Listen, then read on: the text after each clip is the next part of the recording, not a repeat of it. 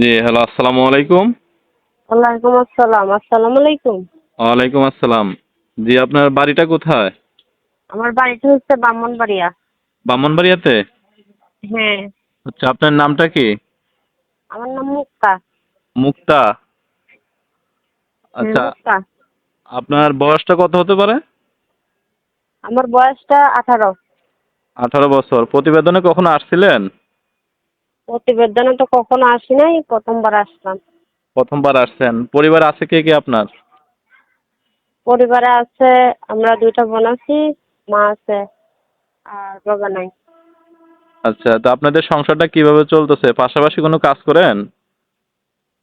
পাশাপাশি তো আমরা কোনো কাজকর্ম করতে পারি না, আমরা জোয়ার মেয়ে কিভাবে কাজ করব। আম্মু মানুষের বাসায় কাজ করতো, এখন আর করে না। মানে এই কারণে তো অভাবে আছে, আচ্ছা, গরিব মানুষ বুঝে নিচ্ছে। আপনি প্রতিবেদনে কেন আসলেন? দর্শকরা তো আপনার মুখ থেকে কথাগুলো শুনবে। আপনি দর্শকদের উদ্দেশ্যেই বলেন যে প্রতিবেদনে কেন আসলেন?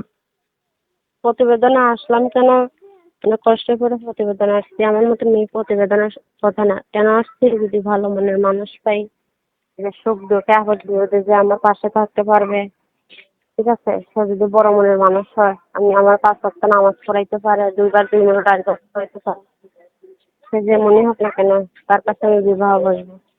আচ্ছা, তো আপনার নাম্বারটা কি এখানে বলতে পারবেন? না আমি ভিডিও স্ক্রিনে দিব, দর্শকরা ওইখান থেকে নিয়ে আপনার সাথে যোগাযোগ করবে।